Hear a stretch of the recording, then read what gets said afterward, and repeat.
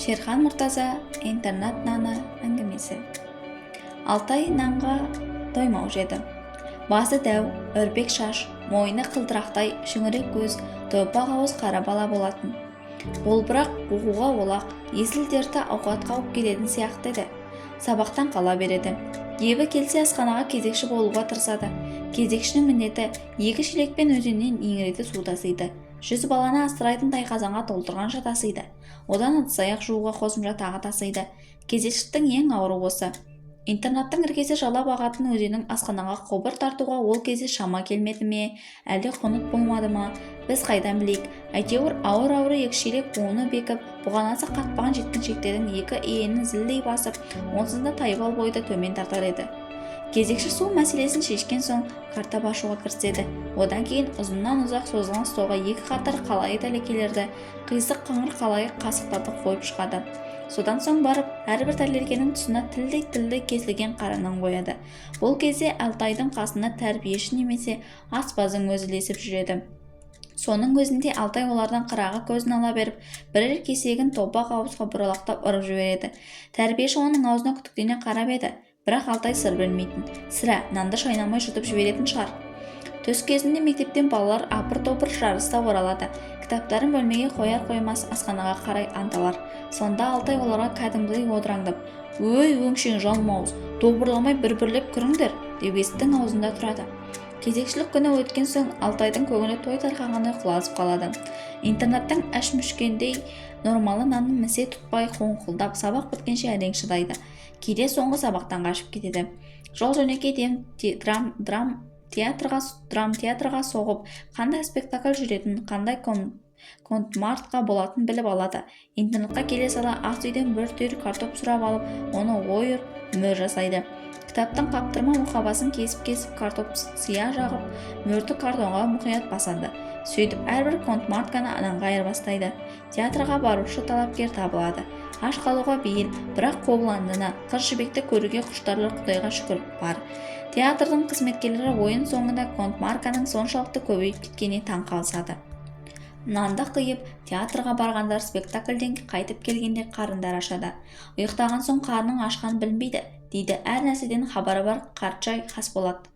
Онда шуылдамайық, тезірек жатайық, дейді балалар. Балалар ұйқыға кетеді. Бір бөлмеде 10 адам жатады. Бәрі әскер балалары, бәрі де ауылдан келген. Облыс орталығында соғыстан соң жаңадан ашылған интернат пансионында жатып оқиды. Майданнан әкесі қайтпағандар, соғыста ағасы келмегендер, аш қарын ұйқыда түстерінде ауылдың нарт қызыл табаны көріп, тамсанып жатады. Осы кезде Алтай басын көрпемен жауып алып нан жейді. Көре өсіп қоймасын деп дымын шығармауға тырысады. Контмаркаға айырбастап алған нанды тауысқанша ұйқы жоқ. Бір күні Алтай әшкеленіп қалды. Сәттіғұл дейтін бала оның түнде нан жеп жатқанын біліп қойды. «Полундра!» деп Сәттіғұл айқай салсын. Балалардың бәрі үй өрденіп жатқандай орындана сасқалақтап атып тұрсын. Не болып қалды? Алтай нан жеп жатыр. Нан? Нан деген сөз естігенде ұйқы шайдай ашылады. 7-дің ішінде таң атып, күн шығып, 17-дің тар бөлмесіне нұр шашылғандай болады. Нан деген сөз алыстағы ауылдан апаң келіп тұр дегенмен білді. Айына жылынан ауылдан апаң бір келгенде іші қалтаң-талқан, бірер табанан әкеледі. Әні қарындасының ауылдан жүріп әкеп тұрған есіңе түскенде талқаның тамағың өтпейді. Сәттіғұл барып Алтайдың үстінен көрпені жұлып алады. Алтай қақпанға түскен қасқырдай ақсиып айбат жегеді. «Бер бізге де!» дейді Сәттіғұл. Басқалар бұл кезде Сәттіғұлды үнсіз қуаттап анталап тұрады. «Неге берем? Өзімдікі!» деді шаңқ етіп Алтай. «Жоқ, біздікі!» дейді Сәттіғұл. «Контмарканы қайтар, сонда берем!» дейді Алтай. «Енді қайтар екенсің» дегендей. «Контмаркаң жалған, сені ол үшін соттату керек. Жалған документ жасаған үшін соттайтын заң бар екенін білмейсің бе?» дейді Сәттіғұл. «Онда сол контмаркамен ұдайы неге өзің театрға кіріп жүрсің? Сен де соттау керек. Өлсем жастығымды ала жетемін» деп Алтай қасарысады. Бірақ өзінің кінәсі басым екенін сезіп жасай бастайды. «Нан қалған жоқ. Әйтпесе не көрініпті? Беремін ғой. Өле жегенше бөле жер деген ғой. Өй, сен мақалдамай шығарып бері. Қалған жоқ деуін қарашы. Балалар, шамаданын ашыңдар» деп бұйырады Сәттіғұл. Алтайдың пәнер тақтайдан шағын чемоданы бар. Аузында жұдырықтай құлып тұрады. Бірақ Алтай өз меншігін қорғамақ боп кереуеттің астына ұмтылады. Бірақ еңгезердей Сәттіғұл оны төсектің үстінен атып ұрып, тырп еткізбей қол аяғын басып жатады. «Атаңа нәлет қодар» дейтін Алтай ыншығып. босат былай. Балалар театрдан қайтқанда сайын ойындағы ойынды өздері қайталап, біреу Қодар, біреу Төлекен, біреу Бекежан болушы еді. Сәттіғұл Қодар рөлін ойнаушы еді. Сонда да Қодар аттанып кеткен. Дымыңды шығармай жат, паразит Қарабай деп масаттанады Сәттіғұл Алтайдың дүние қоңыздығын бетіне басып. Құлыптың кілті табылмайды, оған балалар онша күнде қоймайды.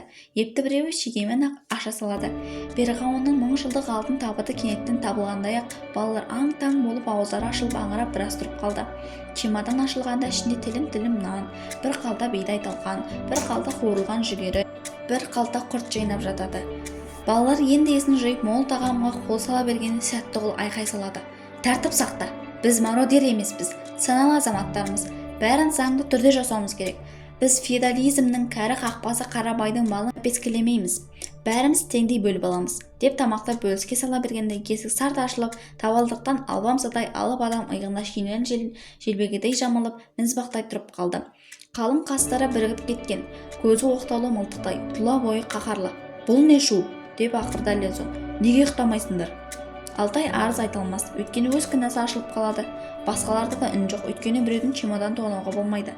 Интернет меңгерушісі қос қолын галифе шалбардың қалтасынан шығармай, қазыналы қара чемоданға шалтақтай қарап қалды. Қалың қаралқасы бір жоғары, бір төмен ойнатады. Әлден соң, так, бәріңді далаға шық деп бұйырады. Аулаға шыққан соң асхананың алдына балаларды қатарға тұрғызады. Смирно деп бұйырады. Сөйтті де асықпастан шалқақтай басып өз үйіне қарай беттеді. Кетіп қала алмайсың, түн ортасында тігеңнен тік тұрғанда оңай емес. Балалар күңкілдеп Сәттіғұлға кінәлай бастады. Сен болмағанда тып-тыныш ұйықтап жататын едік. Мен сендерге жақсылық жасамақ болсам, қарай гөр бұларды, мен емес анау Қарабай кінәлі, деп Сәттіғұл жабайы қолдастың назарын Алтайға бұрып салды. Алтай енді бір табын сиырдың ортасына түскендей қасқырдай болды. Оның бақытына қара интернаттың бастығы қақырынып жөткіріп үйінен шығады. Балалар қыбыр етпей смирно тұрып қалған. Ай сәулесінен қасы басқа шағылысып, дәу ағай асықпай бір басып таяп келеді. Қарындарың ашты ма дейді. Дәл қазір жаурадыңдар ма деген сұрақ орынды сияқты. Бірақ интернет меңгерушісі қарындарың ашты ма деп сұрайды. Қарным ашты десем, әлдене жүреді деп ешкім үн қатпайды. Айтпайсыңдар ғой, онда тұра тұрыңдар тағы да, деп дәу ағай қайтадан өз үйіне асықпай аяңдай бастады. Ағай, тоқтаңыз, дейді шыдамаған Қасболат күркірек дауысымен. Онан соң жолдастарына қарап, неге үндемейміз, айтпаймыз ба тұра бергенше, қарнымыз ашты ағай, дейді. Ашты деп әр жерден бір дауыс бірділдеп шығады. Сонда дәу ағай, қашынған қарын тойынар, барыңдар, ұйықтаңдар деп бұйырады. Жақсы сөз жарымырыз. Балалар жәбір жаманшылықтың бәрін ұмытып, жылы көрпелердің астына қойып кетеді. Сол көңіл тоқтықпен рахаттана ойға кіре берісте, әрбір төсектің басына Алтай келіп, балалардың басына түрткелейді. Мә, дейді таң болған жолдасына Алтай бір тілін нан ұсынып. Нан жетпегендерге бір уыс талқан немесе бір үйір құрт тиеді. Бөлме іші мейірімге толғандай. Сол сезімнің әлдилеуімен 10 бала тәтті ұйқыға кетеді. Түстерінде бір қанар нан арқалап, балаларға үлестіріп жүрген дәу ағайды көреді. Жаңа жыл екен дейді. Интернат асханасының қақ ортасына үлкен елка орнатылған екен. Шыршаның әрбір бұтағына қызыл күрең бөлке нан салбырап тұр екен. Дәу ағай аяз ата болған екен. Жаңа жылда конфет орнына бір бөлке нан сыйлап жүр екен. Сол бөлкелердің қақ ортасына Алтайдың салбыратып іліп қойған екен. Қыстың қысқа күні асханадағы тілдей қара наннан басталды. Ештеңе өзгермеген. Алтай бүгін кезекші емес, сонда да қабағы салыңқы. Кезекші болмаған күні мектепке бара жолдағы нан магазин қалайда бір сүзіп өтер. Магазинші сары әйел ұдайы ашулы болады. Алтайдың карточкасы жоқ екен білетте, бар айда деп қуып жіберетін. Бүгінде мектептен қайтқанда шыдамай қабақта тұсына тоқтамай өтпейтін маскүнем қызап, Алтай нан магазиніне қалай кіріп кеткенін өзі де білмей қалды. Кіруін кірсе де сатушы қатын ұсар ма екен деп қипақтаған. Бірақ сары әйелдің жүзі жарқын, қабағы жазылған, сақ-сақ күледі. Күледі деп піштен жаңа шыққан жып-жылы нанды күндегіді тілдей етіп тілмей, бөлке-бөлкесімен беріп жатыр. Карточкаға емес, ақшаға беріп жатыр. Магазиннің іші нанға тіреліп тұр. Жарықтықтың иісі жұпардан 100 есе артық.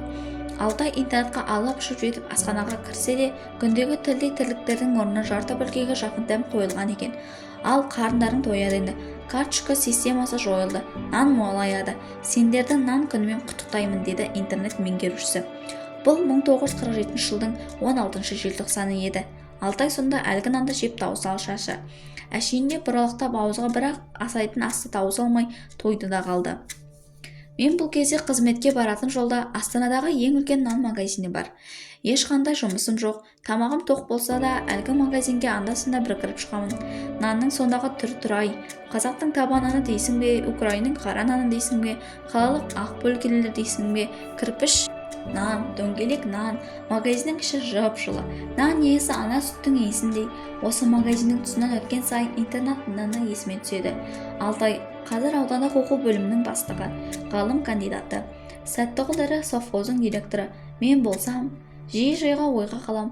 Іргесі боз өзен жалап жататын интернат болмағанда, интернаттың бір тілім қара наны болмағанда, осы дәрежеге жетер ме едік? Кім біледі? Нұр жаусын саған интернаттың қара наны.